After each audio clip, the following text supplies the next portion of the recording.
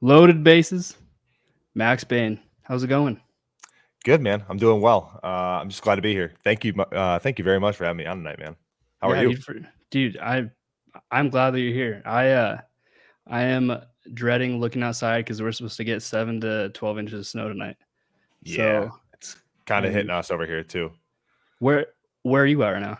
So I'm in Metro Detroit. So the snow Okay. typically cools off by the time it hits our side of the state, but Mhm. west side of the state, my girlfriend's sister's living over there, and they're supposed to get like somewhere around 1.5 feet tonight. So Yeah, fun, yeah, fun it stuff. is. I am dude, I hate the wintertime, man. It is not fun. You and I both. You and I both, man. It's just, I don't know, man. It just makes everything a pain in the ass. Let's say because we were talking before, and then you said that you lived up in a Federal Way, like to go train at Driveline. Yep. And if it snows over there, like on that side of the state, Yeah. everything shuts down. It I was is kind of fortunate enough crazy. to not have to deal with that. Everybody's talking about how it rains every day there, and it was like my buddy and I got really lucky. We stayed at Airbnb about 10 minutes from Driveline, and I mean, the worst rain we had was like a mist that was like Yeah. just annoying enough to bother you, but like it wasn't anything crazy, man. It was I mean, honestly, it was a really really fun experience. Yeah, I mean, because it does rain all the time over there. It's nuts. But no, I will say nothing beats a sunny day over there. Oh, no way. And say, like, in the Noth summertime over there, Yes. dude, We it's got a couple sun beautiful. even in December, though, we got a couple sunny days where it'd be, like, 50 degrees, and it's gorgeous over there, man. That's perfect. Yes. Yep, That's perfect. absolutely. I loved it over there. So, Max, Yeah. what do you do? What organization do you play for? So I'm with the I'm with the Chicago Cubs. Um, I signed as a undrafted free agent in January of 2020, right before the pandemic hit, and I've been with them since. Do you like it? Oh, I love it. I love it, man. It's pro baseball. The guys I get to meet, that's kind of the guys I get to meet, the walks of life, and just getting to hear everybody's story as to how they got to where they are is Is really it yep. interesting to me. And I think there's so many routes from point A to point B, and I think minor league baseball is just like this perfect concoction of that. And Yeah. it's really cool, man. So getting the chance to compete against the best of the best, especially you know kind of given my story and where I came from, Mhm. and how I was able to get to where I'm at right now, getting that chance and having that opportunity to compete every fifth or sixth day it's been really enjoyable. I've learned a lot. I'm not going to sugarcoat it, but it's been really fun, and the successes are just as fun, if not more. Yeah, I mean, like, 'cause I do wanna hear, like, your journey, like, I mean, because, Yeah. like, every player's journey is everyone's is different, and Yep. that's the part that I love about minor league baseball, ju just like you said.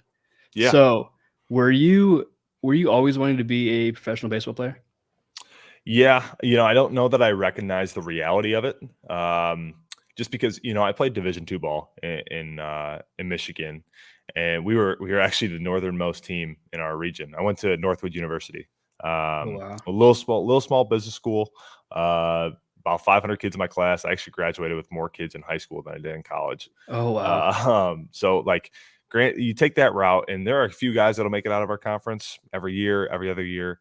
But it's not like something that you really invest too much time into. Like Mhm. it's not supposed to happen, right? It's not like going to a Mississippi State or LSU, something like that. It's a small college.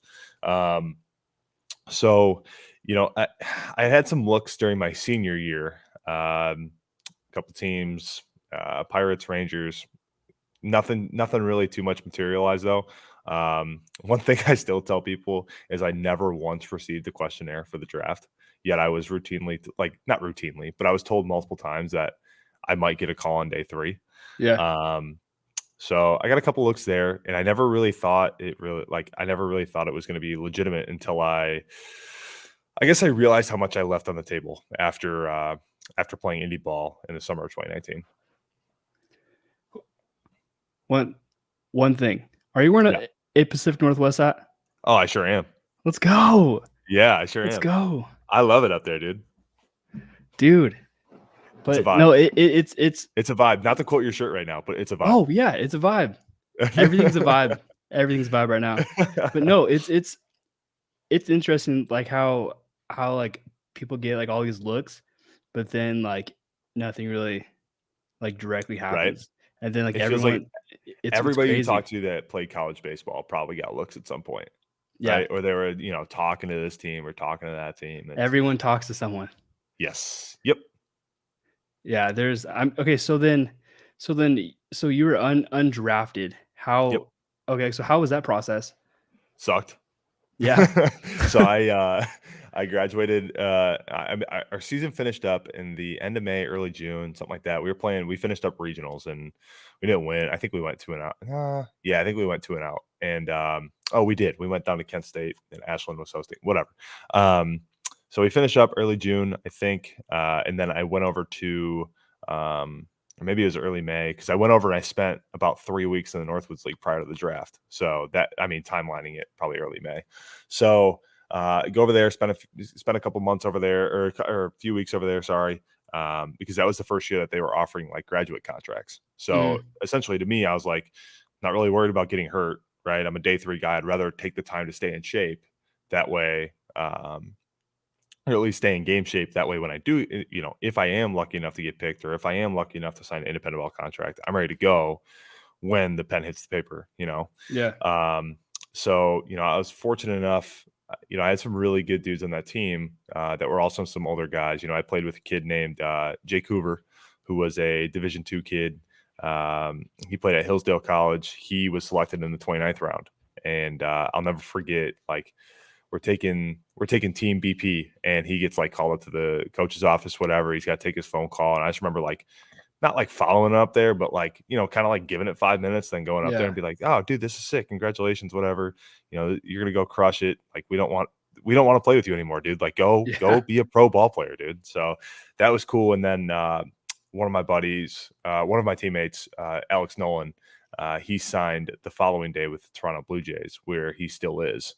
So he wasn't a day 3 guy, but like immediately after, like they had every team has those, especially in the 40 round draft era, but they have those kids from 30 to 40 or even 20 to 40 that don't sign. So Yeah. then they go after the NDFAs right after the draft. And he was lucky enough to be one of those. So, but I just remember like, like I said, I had been told multiple times that I might get a call on day 3. So I'm kind of waiting for my phone to go off. And I even had my, I even had my phone on the field during BP. So I didn't miss my call. I was You gotta overly, do that though. You yeah, 100%. you gotta have So, that. um, so, I just remember watching the draft tracker and just like every name that went by. And like I said, I had talked to the Pirates and Rangers, or I guess the Rangers had come to see me throw. They had never really talked to me. I'd had a pre-draft interview um, with the Pirates back in the fall. So if I graduated 19, it was fall of 18. Um, I had a pre-draft interview with them and they had been out to see some games. So like I'm following the Pirate selection every round. Um, and they, funny enough, they had actually taken a catcher of a team we played against to open up the year. Oh, no shit. So, um, so I just remember following their selections every round, and it just didn't materialize, man. And I went and congratulated Jake on getting selected, but when the end of the draft hit, it was like, holy shit! Like, is this going to be it? Like, is this it?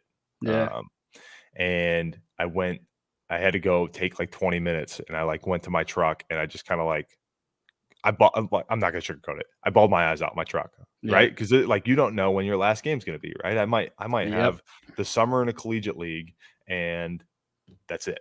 So, um, had my 20 minutes to kind of get all the emotions out of wondering if this is it, and then it was kind of right back to the daily routine, man. And looking back, man, like I've said this so many times, I was not like if I would have been selected, it would have been doing a disservice to me because at the time I was really nothing special off the mound, right? If I'm coming in for a 1 inning appearance, I'm probably 89 to 91, Yeah. maybe hitting 92 if it's a good day. I was just finally starting to throw my curveball hard. Up until that point, I'd never really done it or sustained the command of it. So, um, and I was like grossly overweight, dude. I was like 300 pounds. Oh, no shit. Yeah, I was a big dude, and I was like, I'm 6'5", and I wore it well. Nobody ever guessed I was 300 pounds, but at my heaviest, I was 304. Oh, wow. So, um, like looking back, like just giving you those things, it would have been a complete disservice to draft me. Yeah. So from there, play a few more weeks in the Northwoods, and then I signed on to play independent ball in the United Shore Professional Baseball League out in Utica, Michigan. So it's about 20 minutes north of Detroit. And I had a really great experience there, man. I played with a former first round draft pick in Ty Hensley, and kind of getting to know his story. I don't know if you've heard his story before, Mm-mm. but the guy, like I said, first round draft pick, he's same year as Marcus Stroman. If any, I think he might have been two Oh, picks no before shit. or two picks after Marcus Stroman. Oh, Yeah. wow. He's with the New York Yankees, and he ended up doing, he got his first Tommy John done. Um, he had Andrews doing it, and then it kind of unraveled during rehab. So he had to get a second one done, but the second one was tied too tight. So then it ripped the bone in the arm in half as he was rehabbing for the second time. Ugh. They had to rehab that, and he had this hip stuff going on too. And it was just That's just like this all over amazing, bad yeah, it was like bad this news. amazing story of perseverance to the fact that he was like 27 and still playing like pro Yeah, baseball was 100%. awesome. And he was my catch partner, man. So the stuff that he was featuring was like still there. And to me, that was, looking back, that was really cool that the stuff was even there after going through so much BS. But getting to learn from a guy like him, getting to learn from, guys on my team that were, Power 5 baseball players.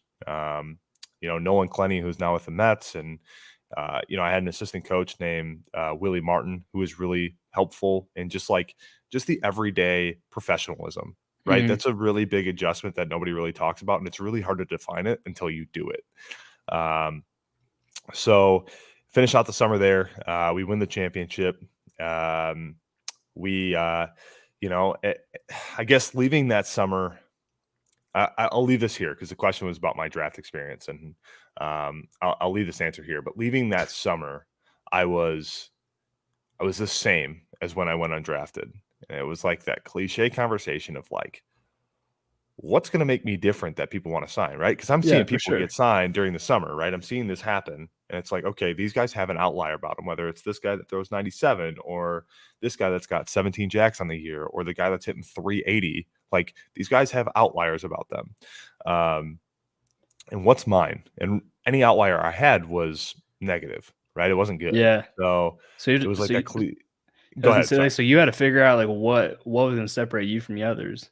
Yeah, yeah.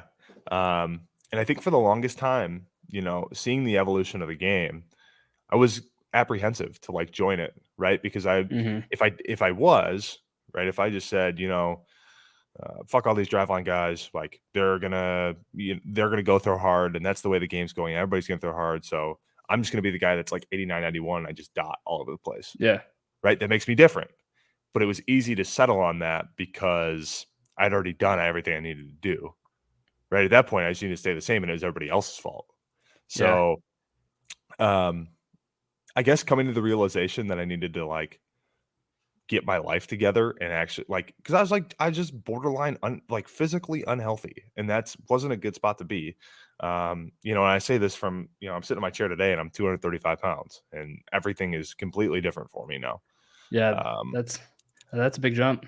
Yeah. So, I took that winter and I was working at Primetime Velocity, which is like a high school velocity development program. And it was it was in its infancy. So we only had about 30 kids. But what it did is it provided me the opportunity to work with these kids 3 days a week um, on I guess the foundations on which Driveline was built, which is the Mhm. biomechanical stuff and really getting to see how the using the radar gun as an unbiased tool of measuring development, Yeah. how much that helped these kids. So, I was training in the morning, I'm learning this stuff on the computer, I'm applying it at night, and it just kind of like all kind of like it snowballs, right? The more you teach something, the easier it is for It you to learn. clicks. Yeah, exactly. So, that off season, I went from, dude, it was like beginning of September to beginning of December. I was a guy that could touch 92, and then in December I touched 96. That's a that's a jump. And meanwhile, I'm getting into physically better shape, but I distinctly remember like during your throwing progression, during like your traditional driveline phase or driveline throwing program, you're going to have your on ramp period, which is typically followed by like a little mini deload to kind of give the arm a little bit of a break because it's not accustomed to doing this kind of stuff. Then you have like an aggressive velocity phase, which I think my throwing trainer and I took about 4 weeks to do. Mhm. And that really took me, once I had taken some time off of throwing, going through the on ramp, going through the velo phase, that took me to the beginning of December. And I was asked by the Rangers to throw another bullpen. And they're like, well, when do you want to do it? Does like next Wednesday work for you? And I was like, I haven't touched the mound yet. And I'm just coming off a velo phase, but like, you're not going to tell a team no. You have to do it. Exactly. You have So to do that. I showed up the following week and I made it a thing. I had two people from the Rangers there. I had one of my college teammates had become a scout for the Twins. He showed up, and then I had a I had a Cub Scout show up, and remember that day? It was like I think it was the second day I touched the mound. Right, short notice. It was. I legit think it was the second day I touched the mound. At this point, the only thing I was rocking on was that I had pulled down 100 for the first time, and typically what that means is it's going to put you about 4 to 6 off of your top capable velo. Mhm.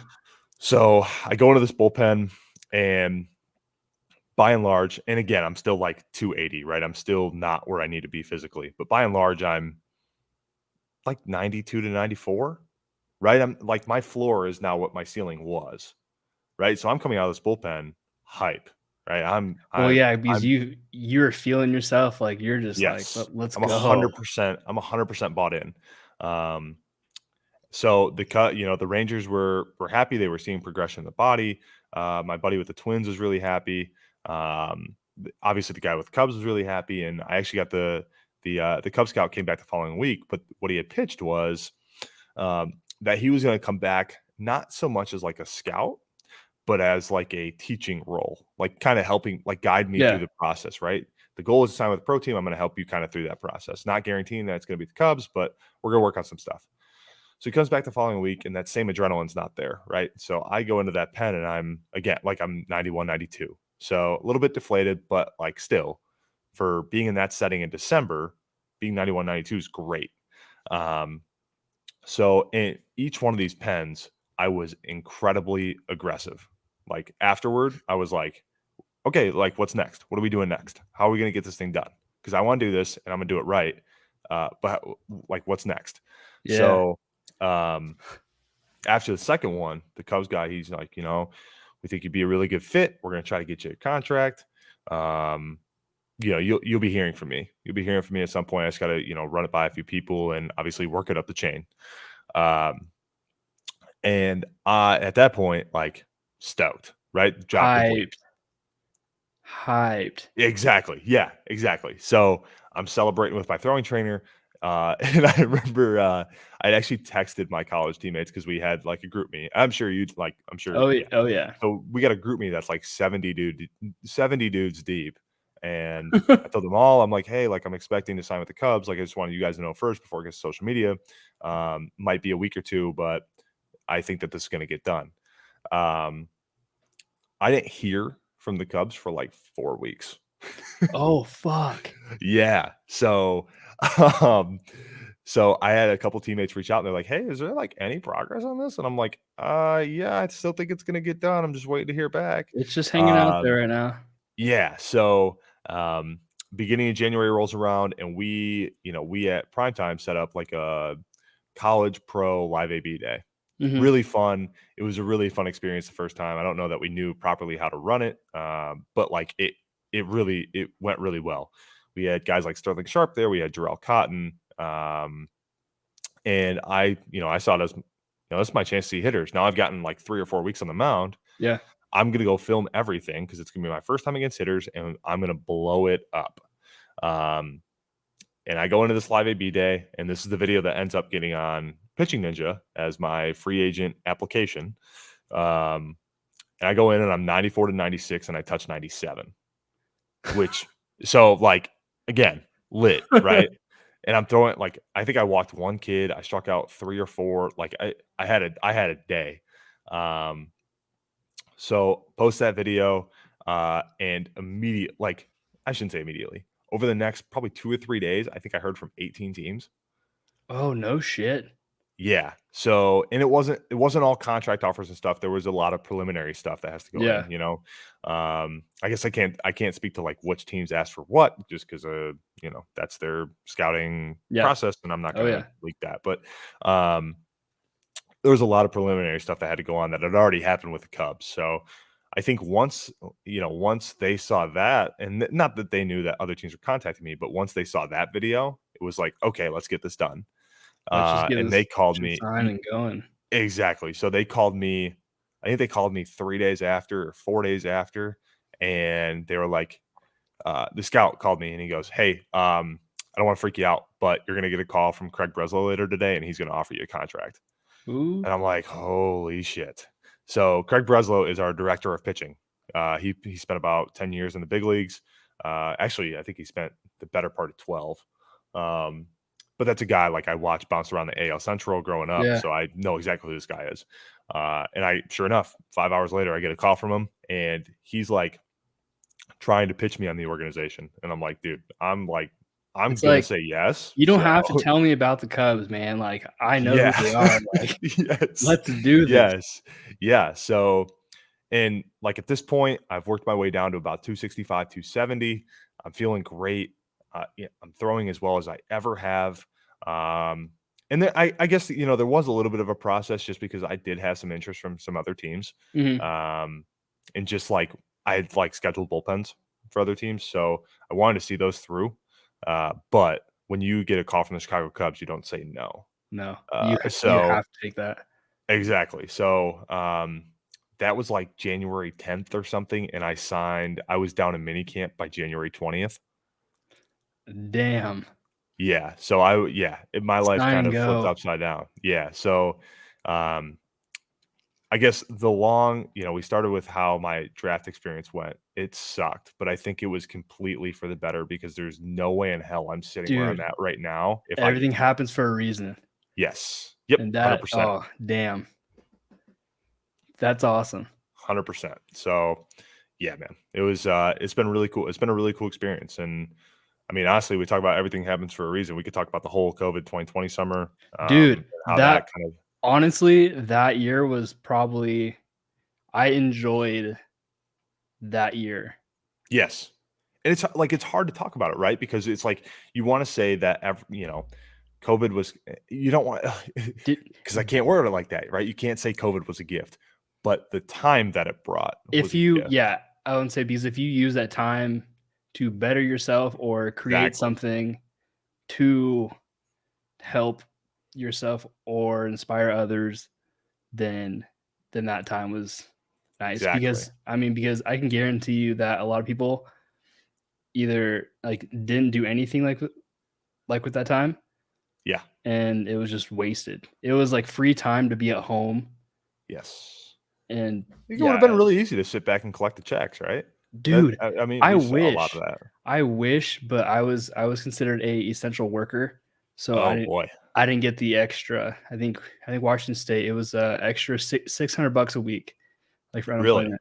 Yeah, so Wow. yeah, so I kind of wish I was unemployed for it just for the money part, but Yeah. no, it man, dude, 2020 was wild. I mean, like Just the time that it brought I was started a like this podcast for it. really? Yeah, And look, I it mean, was. shit, man, look what it's grown into. Oh yeah, We got see, sponsors left and right on here, man. that's That yeah, is so cool, yeah, right? That's awesome, man. That's very cool. And like I said, man, it's the time that it brings and the opportunity that it brings with that time. And that's kind of what I use to I was a guy, I went down to mini camp and like I said, I was in that on a regular day, I'm gonna probably be in like that 93 to 95 range, right? You yeah, take away a little bit of adrenaline just because first time seeing hitters, stuff like that. You're looking at your average is probably gonna be about 93, 95, and I could hold that for about 20 pitches because, like I said, I was still 265, 270 pounds. So that was a very hard thing to maintain. So I go into camp very clearly a bullpen guy. And I kind of get there and I'm like, yeah, I'm still nowhere where I need to be. Like I'm nowhere near where I need to be. So I'm gonna have to fix some things. yeah. And again, right, we talk about how it would have been a disservice to draft me. I honestly think it might have even been a disservice if I played that 2020 season as a bullpen guy. S- I don't know that I'm still in pro ball if I play that 2020 season as a pro ball, like a really scheduled affiliate season in 2020. I don't think I was prepared for it. because you were so new, Yes, or and was I it? don't know, like, I don't know that I was good enough to sustain that for an entire year. I think I could do it once. Yeah, I think I could do it 10 times. I don't know if I could hold it for 45 appearances or 50 appearances, however many I was gonna get. So, I see these guys, I see everybody walking around, I see what the top prospects look like, I see what the big leaguers look like because that's when everybody was still working together, and, yeah, um I'm like, shit, man, I'm not where I need to be. So go home. I'm living with my family, and shout out to them because, and I've said this before a ton of times, like they took care of the nutrition side of things, um, like and grilled that's the every hard night. part. That is the hardest part. It kind of wasn't though because Really? you couldn't go out to eat. Because well, You well, kind yeah, of because could, but everything was like shut everything down. exactly, yeah. So it was like Oh, you could go out to eat, but it was like out of your way. yeah, So like, you know how they say like it takes 3 weeks to create a habit. yeah, Right? So you eat I was, like, eating perfectly for, like, 3 weeks, and then it was something to where I just kinda started treating food as function, man, and I was eating I had the same I had the same thing for breakfast, I had the same thing for lunch, and I rotated between 3 dinners, and I had the same snack before bed every night, and I dropped another 35 pounds in those 3 months at home that damn, I was so, and during that time, I actually it was the first time I had experimented with a or not experimented, I was assigned a starter's workload for the summer. So they kind I think the people in charge of, like, writing programs kinda saw mhm, me becoming this better athlete, and they're like, "Hey, maybe he's not a bullpen guy anymore." So, um, logged 100 innings at home, got the chance to do that, but that's not something I get the chance to do if we play that 2020 season. that is true. So, I really took 2020 and that time the opportunity of the time that it brought, uh, to make myself the best athlete that I could be. Hey, yeah, it's 2020 was a blessing in disguise. Yes. That's a good way of putting it. And that, yeah, it's. I mean, and say like for me, so I mean, because I was excited like for like the baseball season to start, Yeah. and I was a complete different baseball guy at the beginning of 2020 than I am now. So like, and then when baseball ended, I had I was like, you know what, like I'm gonna be kind of selfish about it, and I'm gonna bring baseball to me, but I don't Yep. know how. Like I have no idea Sure. like what I'm gonna do like for a podcast, but I'm gonna start a podcast. Yeah. So and then I got to talking with Jeremy Wolf at More Than Baseball, Okay. and he got me kind of like hooked on like the whole like the minor leagues, and that's what I like to focus on. Yeah. I mean, because you guys, it's an absolute grind, and that's what I like, and that's what I missed about playing baseball. Yeah. It's So a, I tell people all the time that minor league baseball is a different sport. yeah, It really is, man. It really is. I'm sorry, I totally just cut you off there, no, but dude, you're good. No, I yeah, it's no, like I kind of like, I mean, like, well, like, it's now I kind of view it as I'm kind of in the minor leagues for the baseball podcasting world. I guess like I can sure. kind of put it that way. Um, but yeah, now so like I enjoy listening to everyone's journeys, like how they are, Mhm. and that's just Yeah, man. pretty much like where we're at. It's amazing the stories that you find, and that's, I guess I hope it's okay I take your platform to promote mine, but Dude, it's 100. That's why. okay. Hey, this is your episode. Okay. Alright. You Well, can talk about anything you want. Like you can talk about like your favorite song to sing in the shower. Like you can talk about. no. No, I'm a pretty bad shower singer, but, um, you know, I actually started a podcast this winter too, and Yeah, I was gonna ask you about that too. yeah, it's been really fun, man, and it's kinda along the same lines, right? You talk about, like, getting to see the journey of the guys that you're able to interview and getting Yeah, to just hear how they got to where they are, and I guess the journeys are cool, and I guess the thing that I experienced most in my first season was just the ups and downs up here in my head. yeah, Um, you know, the struggle that it is to not allow your performance to determine your self-worth.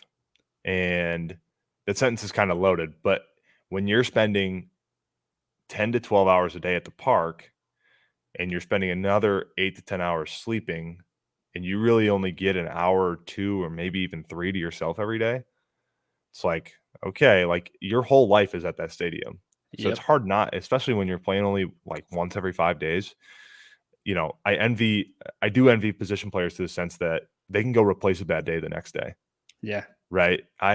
Especially, if anybody listening goes back and looks at my month of July, that was a really low, like that was just like a really low time. It was like one bad outing after the next, after the next. And every time you go out there, you have this hope that, or you have this confidence that, yeah, this is going to stop today. I'm putting this shit to an Yeah. end today. And then it just doesn't. And it's your rough stretch.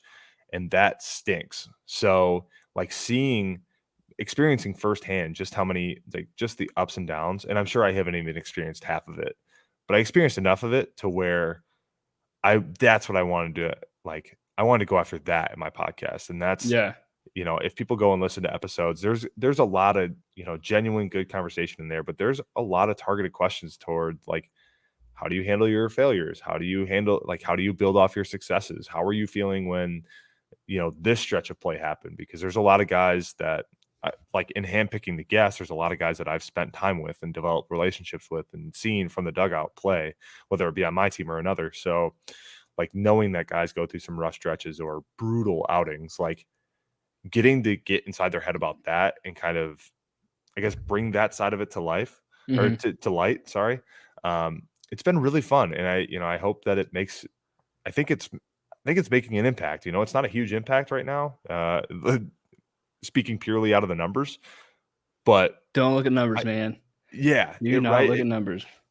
I want to believe that it's even making an impact with the guys who are on that are even willing to talk about it. And that to me is cool.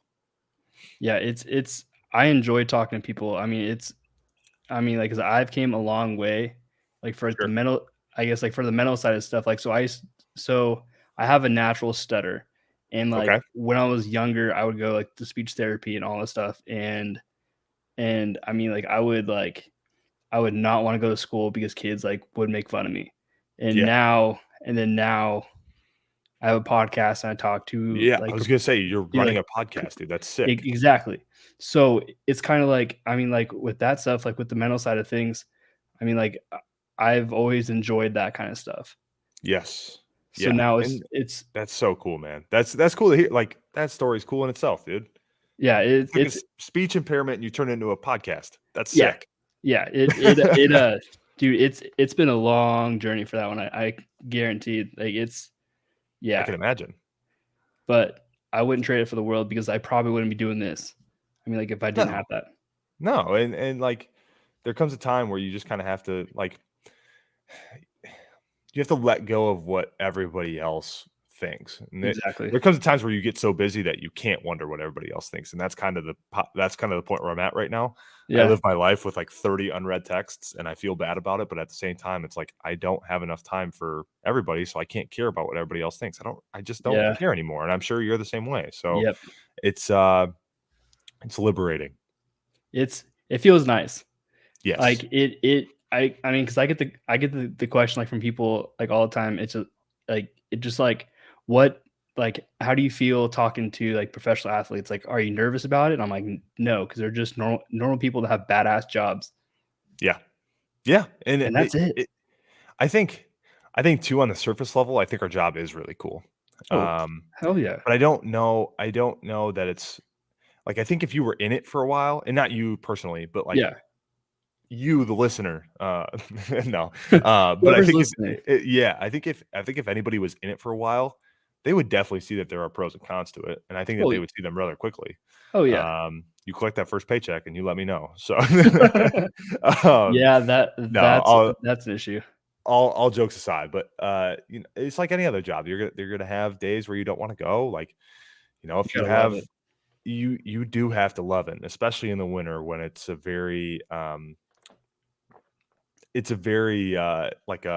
remote job in the winter, right? Yeah. Um, but I guess what I would say to anybody who thinks that our job is glamorous, if you have if you had your favorite meal 140 days in a row, At the end of those 140 days, is that still going to be your favorite meal? And I can Probably. almost guarantee you your answer is going to be no. Uh And it doesn't matter. oh, okay. I might be the outlier on that one. So, in 2018, I spent over 3 grand in of Chipotle. Holy. Okay, I think I've probably I don't want to say I've come close to that, but I've definitely like if I go out to eat, that's where I go. Like it was like every day, like on my way home. So, like, 'cause I used to live down in South Florida, and like on the way home, or well, I would go work, gym, Chipotle, and then I'd go play softball, and I would have Really? Chipotle, and like, dude, like that was my routine, and So I can I ask you one yeah, thing? yeah. Is it because you enjoyed Chipotle or is it because you were comfortable getting Chipotle? Well, isn't that the same thing? No, I don't think so. I don't think so. You can enjoy the food, sure, but I think there's a level of comfortability that you know that you're gonna Uh, get a decent meal out of it, right? Where if you go try something else, you may not get the same. I You could mean, react differently. It could well, fill you up differently. I'm a pretty like picky eater, but I could eat Sure, it. I like it was comfortable, but I enjoyed it. So it was like sure, I'm telling you, like it was the outlier. Like sure. I could eat it and actually, we're getting a Chipotle in Yakima, so Oh I boy. am yeah, dude. I mean, like I would drive like an hour and a half, like to go get it, like sometimes. So you're telling me that new Chipotle is gonna stay in business? Dude, yep. I will reward points, man. I'm gonna get my free Chipotle always. That's awesome. Hey, that's why I always order off the app. It's so easy to get those points. So easy to forget to scan in store, but you get those That's points what I'm gonna online. do. Like, I'm gonna do that for sure. It's gonna be nuts. But no, but I mean, like, to back your thing, like, I mean, like, if you did something 140 days in a row, like, you would 100%, I mean, like, a few of those days be like, "No, like, I don't wanna do this anymore." Yep. Yep, and it like I said, it doesn't matter. You gotta push through because everything, especially it the same would go for position players too, but, like, you talk about starting pitcher, everything is so routine based, Well, yeah, I right? mean, So because you get those 4 days to think about your yes. performance.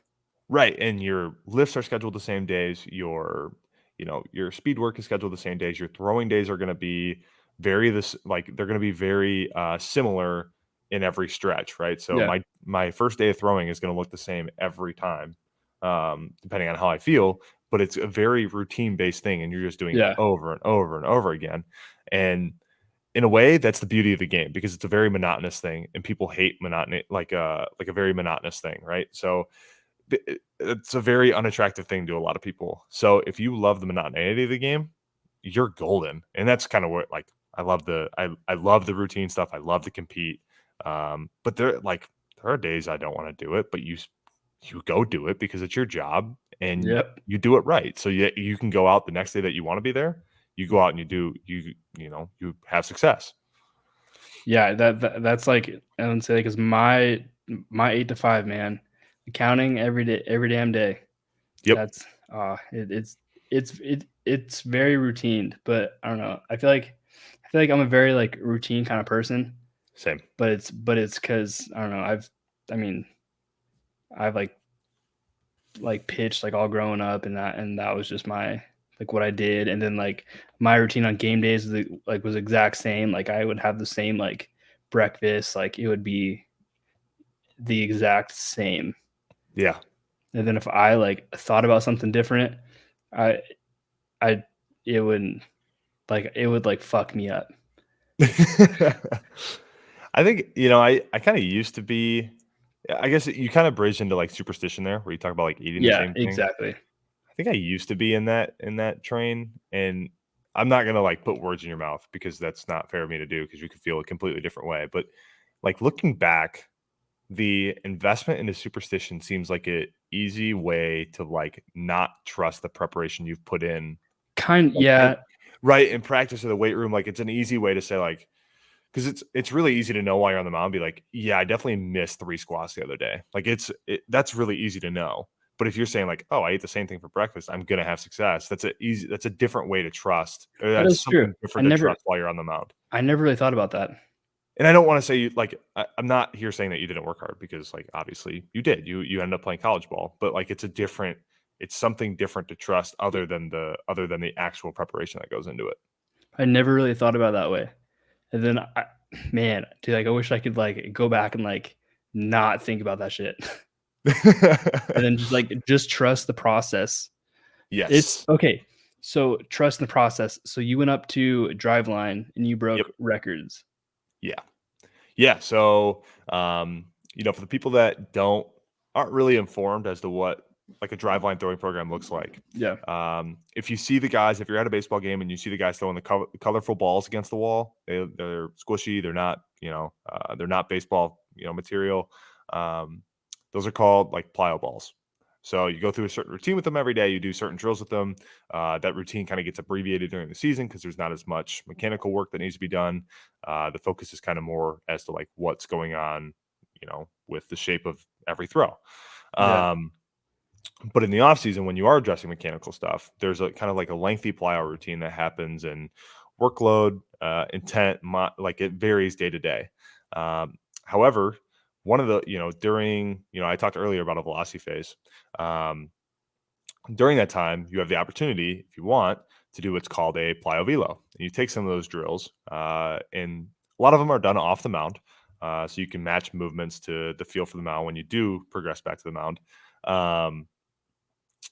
There are drills where you're monitoring just how hard you're throwing a different weight. So the common ones are what's known as a step back drill, what's known as a drop step, or a janitor throw, and then a full delivery. And the weights, the plyo ball weights, if you're curious, if you see a guy throwing a blue ball, it's about a pound. The red one is going to be 7.5 ounces. The yellow is 5.3, which is closest to a baseball. Yep. Excuse me. And the gray is 3.5. So those four weights, I go up to Driveline, and I really wasn't supposed to have a plyo velo, but it was like, I'm at Driveline. I'm not going to not do this. You might as well do it at Driveline. You 100%. have to do it. And I knew going in I would be close. So like I go in and they have this big plyo board, like plyo record board, weight, like Mount Velos, all this fun stuff. Every velo that you can think of, they got it on this board. So I'm looking at the pro records and I'm like, dude, I am so close. Like I'm within 1 on about probably 10. I'm within 1 mile an hour. And I'm like, if I just have my day here, I'm gonna do something. Like I just want to take one of these home, but if I have my day here, I'm gonna take some records home with me. And the first throw I let go was a step back drill with the blue ball, and I broke the step back record by like a mile an hour and a half. Like I just kind of blew it out of the water, and I was like, "Oh, today's gonna be a good day." Like I think it was 75.3, and I've hit 76.8. I was like, "Oh, today's gonna be a really good day." We're going home with records, boys. Yeah, and I went on to take home 7 of them, and 2 of those, I should say, I took 5 solo, and I tied 2 of them with my buddy and podcast guest on the Bain campaign, which is my podcast. Podcast guest Rob Hill, who is now a coordinator with the LA Dodgers. Yeah, that's nuts. Yeah, it was a really cool experience, man. So just me and my buddy, and he was over doing like a pitch design session. He came back and he's like, "What the hell's going on?" I was like, "I'm having a day." I'm breaking records. My name's going up on that board. Yep. Yeah, it's cool. We're showing up. So, but from there, if we kind of follow the story a little bit, from there, some things were about to change or rumored to change in Washington right around Christmas time last year, just because I think COVID was spiking again. Yeah. And again, this is 2020, so this is pre-vax or vax availability. Yeah. So I didn't want to push it because I know how Washington handles things. And I had texted one of my teammates with the Chicago Cubs, and Luke Haggerty, who had been down at minicamp. I mean, he was 38 at the time or 39, and he's at minicamp with all these 24 to 22-year-olds, and he looks like he's the director of strength and conditioning because he is that big, and he's the former first-round pick from, whatever year it was, and this guy throws 100 miles an hour, and he runs X2. which is a development facility. They have a campus in Scottsdale. They have a location in North Carolina as well. So I kind of text Luke and I'm like, hey, man, this is my situation. Is there any chance you're hiring? Because I don't want to move back to Detroit. I'd rather I'll Just send it stay and I'll over. come down to Yeah. Scottsdale. Yeah, I'll send it and I'll come down to Scottsdale. I got to go there in 3 months anyway. Sure enough, sure enough, he had parted ways. Sorry. He had parted ways with his throwing trainer the day before. Ooh, And perfect. he's like, oh yeah, man, I got an opening. Do you want it? And I was like, yeah, do you need me to like interview? He goes, no, I know you. You're good. So I got a job within like 3 hours. And all the time, like I'm texting my parents, like, oh, I might be going to Scottsdale. I might be coming home. I don't know yet. Like I'll just keep you guys updated. And we're trying to figure out a place to live, a car, all this stuff. So, it ends up working out. I fly down the day after Christmas. I spend Christmas in Seattle. Um, Myself, my buddy who was out there with me, um, and then two of the driveline trainers. We all spent Christmas Mhm. together. That was fun. And then so 26th, I fly down to Arizona. I end up with my grandfather's truck, um, and I stay in a hotel for like 2 weeks, which not cheap, but it got the job done. Yep, it And I end works. up living. I won the lottery, man, because I end up living with Rio Gomez, who's with the Boston Red Sox, and um, he could not have been better, man. He's still one of my better friends to date, and uh, everything just kind of worked from there, man. I had a really good January, February, January, February, and March because there was no big league camp. So Mhm. um, getting to make the relationships I did down there, Rio. I met Logan Shore, who's in AAA with the Detroit Tigers. I met Phil Deal, who was in the big leagues with the Rockies, and now he's on the 40 for the Cincinnati Reds. And Brooks Kriske, who's he bounced around the AL East last year, and he's going to play in Japan next year. So getting to meet all those guys, and then the opportunities that I had, even outside the facility, man. I met Dean Jackson, who's like the head of remote training for Driveline, but he's a very big personality. Like if you guys are into this stuff and you go search Dean Jackson on YouTube, he's got a very in-depth YouTube page, just about like biomechanics of throwing, and it goes on and on.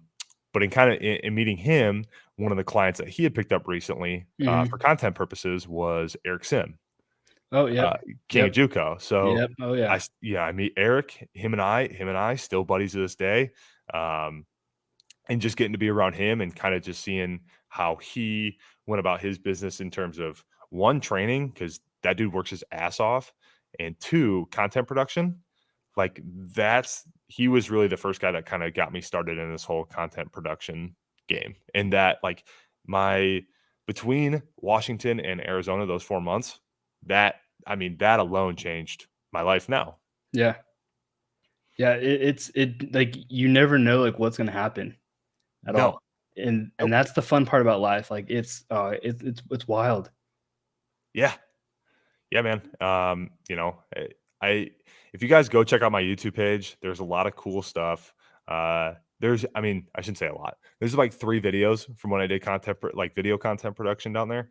And it's all filmed with an iPhone. It's nothing, grade A quality or nothing, I but actually checked him out last night. what'd you think? I liked him. Yeah, it's cool, A right? It's plus. different. Yeah, different. Yeah. So, but one of the cool opportunities too, at the time, I was able to go throw live at bats over at Trevor Bauer's facility, Yep. over at the Scottsdale Airport, and again, meeting the guys through there, like, oh my gosh, just the community down there was so much fun. Um, but I guess while we're on this topic, while we're on this content, like the content production thing, the reason why there's only 3 videos up there, and I will say this forever, because I have a personal brand, and it's very easy to look at what I do right now and be like, this guy only gives a shit about himself. Look at me, look at me, look at me. You have to have Um, your own brand. the, That's it, there's an added value, right? Down the road, there's going to be an added value with that. But oh, yeah, it's 100%. very easy if you're outside looking in, right? Um, it's very easy to look at my personal brand and the content that I put out there and be like, this guy only gives a shit about himself. He's got a podcast with his name in the title. He's got his logo as his Twitter header, and he quit doing, or he did video content for like 3 times just to show off who he was with.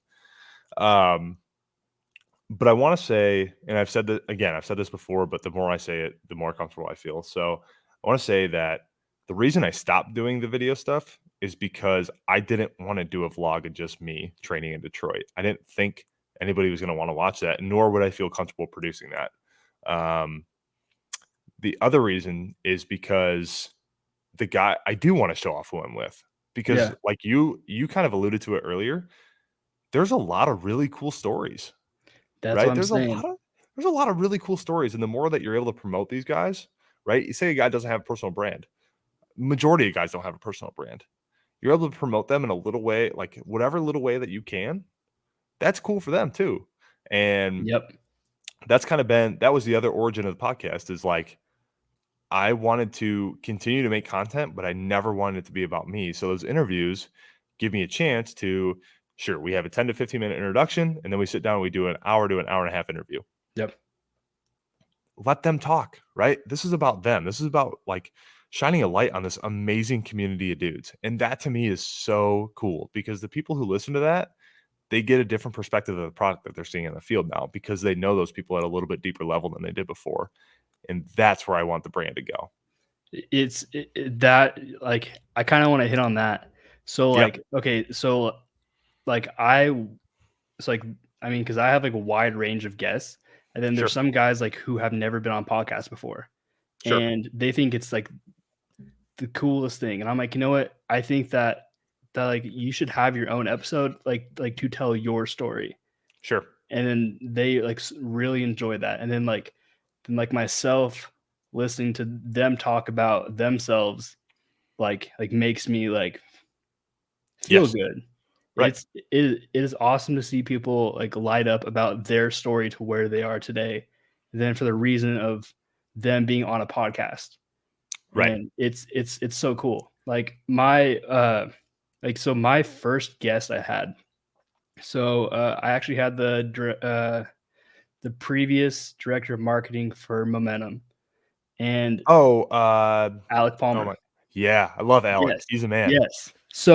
Uh so it was random. So he followed me on Instagram, and then I was like, holy shit, like why does he follow me? Yeah. So and then like when I started the podcast, like I went to him because he knew a little bit about like how to do like the content stuff. So then I had him on it first. And it was like and then I kind of wanted to do initially what Momentum was doing Sure. just because I liked how they were doing like the live ABs, and then they were doing vlogs and all that stuff. And yeah, it was like, and I mean, it was super easy like to talk to him. Sure. And then just boom, just now it's like wide range of people. Yeah. And just like every single person, like I mean, people like to talk about themselves. Yes. That's just like a natural thing. Very much so. Yes. And it's Yeah. I love it. That's awesome, man. Alec's a really good dude too, and they have a Yeah. really good group of dudes down there between Tosh Semlocker, Tyke Green, Tim Nyman, who's running the sports performance. They got good dudes training down there this winter. Brad Gonzalez, Brandon Bailey, who's making TJ recovery. He had a big post the other day about how he hit 91 again for the first Yeah. time, or 90 again for the first time in like 450 days. They got some really good dudes down there, and Yeah. that's also what makes that's also what makes the content go, right? The more quality people you have within the content, and the more authentic that those people are, that's going to drive the content. And I think that Yeah. that's the really cool thing about when you let people talk about themselves, they're going to be more free flowing with what they have to say, Oh, right? Like exactly. take me on here for example. You can Yeah. probably tell that I haven't been interviewed in a while because I've been just going on rants. I've Dude, just been and going that's on perfectly fine.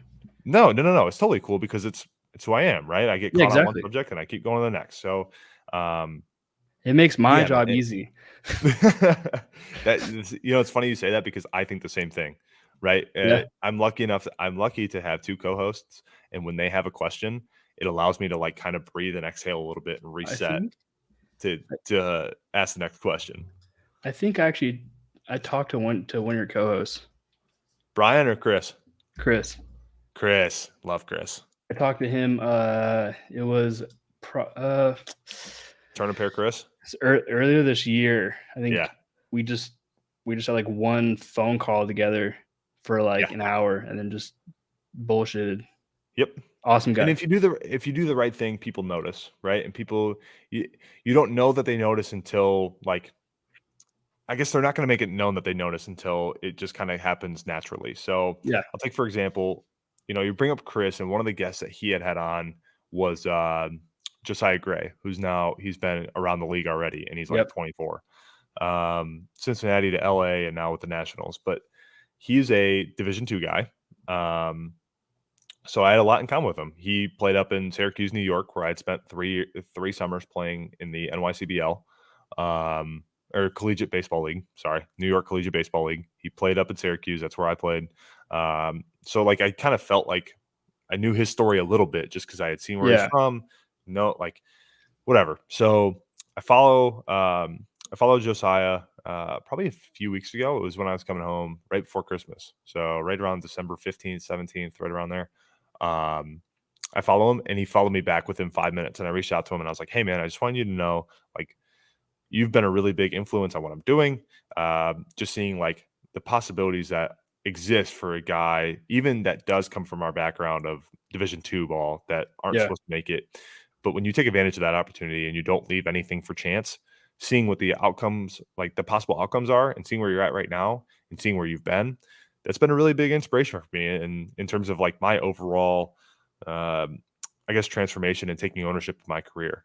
And he got right back to me, dude. He's like, "Anything you need, I'm always in your corner, whatever you need." So I will say, I haven't asked yet, but he is 100% going to be a podcast guest because I want to dive into his Do head, it. and like getting traded for Yasiel Puig has to be kind of cool. So Oh, like, I like I think that those would are be the questions I awesome. like to That ask. would be Yeah, badass.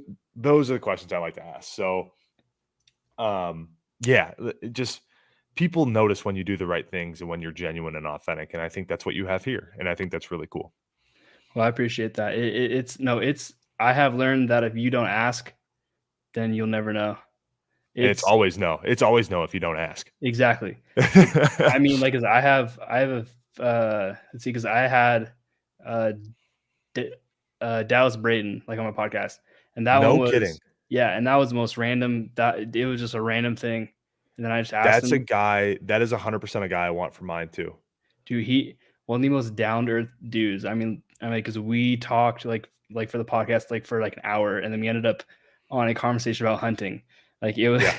and then him like being like a beekeeper, and just Yep. like it was just fun. And then I actually I I just I randomly posted. I was like, hey, uh, Rob, Rob Friedman, like, do you want to be like on my podcast? And he goes, Yeah. yeah, for sure. So yeah, see, That's sick. yeah. So I talked to the Pitching Ninja next Thursday, Very and cool. dude, I'm telling you, like it's like if you don't know, If and you don't ask, right? yeah, Yeah. like if you don't ask, then you'll never know, Sure. That's really cool, man. That's gonna be, I mean, shit, man. The Rob Friedman episode's gonna do numbers. dude. I'm hyped. Yeah. That's sick, man. But no, That's sick. I mean, like with yours, like it was, dude, like, cause your response back, like, absolutely, like I'm like, hell yeah, like let's Yeah. go, like let's Absolutely. I'm do cheesed to this. do this stuff, man. I like doing this stuff. So and I think it's just like a genuine conversation, man. And Yeah. it's man, I guess if you guys, I don't mean to take listenership away from your podcast, but if you guys No, like, dude, go check out the Bain campaign, man. it's on every platform. So, Check we've it had, out. it's just, dude, we talked about I guess I brought up the questions I like to ask. And, we had Jordan Wicks on, who was our first round pick. Yep. And that guy gets tabbed as like the best left-handed pitcher in the draft. This guy's big league ready. Like, what's it like dealing with that? Or, That's the pressure behind that. yeah, like, what's it That's like mentally knowing that you're supposed to be the next left-handed, or you're supposed to be the next ace that leads the Cubs to a World Series title, yeah, right? That's impossible to ignore, right? Right now, with the way social media goes, it's impossible to not see that stuff. yeah. It So, I couldn't be it would be tough to be like a big league guy, and I mean, especially like the people on Twitter, Dude, Twitter people are ruthless. Yes. Like, Yep.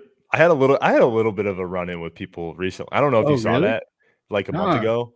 I just, like, there was, like, a Cub so this trend started within our minor league system, Oh, and yeah. guys Yeah, deadlifting. like the Yeah, lifting. Yeah. so it turns out there's a large not large, there's a good amount of population that thinks heavy lifting is gonna get you hurt all the time.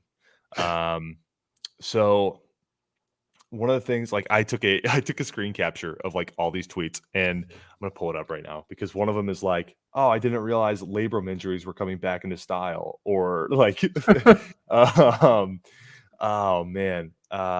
Shoot. Media, Let me where are pull we? this up. Oh, got it. Yeah. I see a trip to the IL. One of you guys is gonna get injured. It's about time labrum injuries came back into style. Yep. The Cubs are morons, proceed accordingly. And it's like, dude, why do we have to say these things, man? There's No, so much positivity that could be spread instead of negativity. And yeah. I don't know, man. It's amazing. It's just amazing some of the stuff that you see. And I was actually talking to my buddy that works in the front office with the Blue Jays about this yesterday. And he said that one of the best things he did was delete his social media. And I said, if I didn't have a personal brand, if I wasn't trying to grow that, Yep. not a shot I'd have social media. If I No yeah, way. say same. I mean, like, if I didn't have a podcast, I would not be on here. It's I don't know that there's value beyond aside from what we're trying to do, right? I don't know if yeah, there's value beyond the news collection that you're able to get every day. yeah.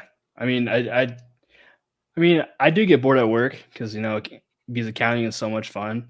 So, like, I'll, like, sit on Twitter all day and just tweet, like, a random shit. Yeah. But, like, that's just to I mean, like, but I try not to tweet, like, negative things because I Yeah. like positivity. Because if you're surrounded, like, by positivity, life's good. Mhm. Life is flowing. And we're just kids having fun, dude. Like Dude, that that's what I'm that's what it came saying. down to. That's what it came down to for me. It was like we're kids having fun and we're busting our ass to get better. There aren't many I don't want to say there aren't many orgs, but there aren't many dudes out there just being like challenging their other teammates to lift heavy shit. And that to me was really fun Yeah, because like we're busting our ass getting better and there's not a more passionate fan base for minor league baseball than the Chicago Cubs. that's what I'm saying. I I they ate that up, and for people to react negatively sucked. It's part of it, but I think when you start predicting injuries, that's kind of where it crosses the line with me, and I don't really love it. yeah, it social media sucks ass, but you can find some pretty cool people on there. Yeah. Yeah, oh, yeah, 100%. There are great follows on there. There are great follows. That's why I follow a quarter of the people that follow me. I don't follow most people. Yeah, no, It's not personal, it's just I like to keep my Twitter feed a certain way. I like to I keep need to it go through mine. I need to go through all the people I follow and just it's get rid of amazing all of once it. you I used to be, like, over 1,000 or 1,500 or something like that, and it's amazing how much it cleared out. Like, once I went through and did, like, the Mhm. big clear out, it's amazing how much better my feed was, Yeah. personally, for me.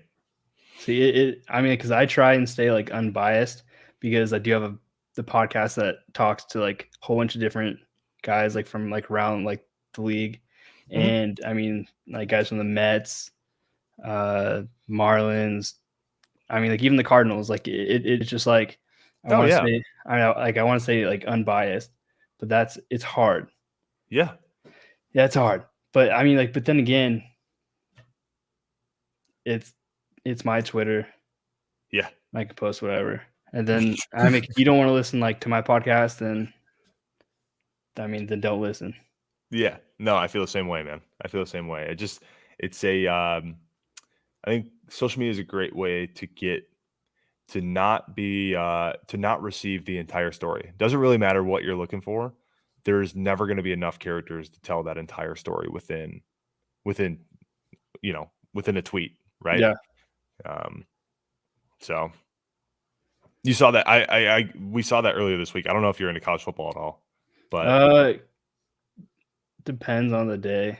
did you see the clip though of Kirk Herbstreit talking about how players don't love college football anymore because they're opting out at bowl games? Oh, yeah, yeah. So right, this little thing gets clipped from 15 seconds, and then so if you are listening to this and you did hear about this, I would ask you to go over. This is going to sound really weird just because of the podcast, like the reputation it has. But if you go over to Part of My Take, Kirk Herbstreit was on the Wednesday episode, so it'd be the most recent one as of now. But he was on, and he actually got a chance to explain what he was saying. And instead of this 15-second clip that gets cut, where he just says, "Guys who opt out don't love football anymore," he gets a whole 20 minutes to explain what he actually said, and the fact that what gets left out is that he's got 4 kids that aren't 21 yet, and that he's very in touch with, like, very inherently, he's in touch with, the kid, the football in this new day and age, and how people are trying to protect their self-worth and go to the NFL, and how he respects that. And it all gets distorted because he said this one little thing, right? Yep. And that gets clipped. So yeah, social media it can be brutal at times, and it's a great place to not get the entire story on whatever it may be. So Yeah. I mean, I want to say, like, especially like for someone like you, that's a yeah. professional athlete, like you got to be careful on like what you say, just because people will take it, blow it out of proportion. 100%, man. 100%. I could not agree more. Could not agree more. It even happened, dude. It kind of even happened with the Ken Rosenthal thing, Oh yeah. right? Nobody talked about how it was also the end of his contract, right? See, I didn't know you had that. to follow. You had to follow every link, but he was at the end of his deal with MLB Network, See, I didn't know that. and they opted not to bring him back after he'd been there for 12 years. Oh And shit. that's a very normal thing that happens. And yes, they cited his I mean, journalism regarding Rob Manfred, but that's what gets highlighted.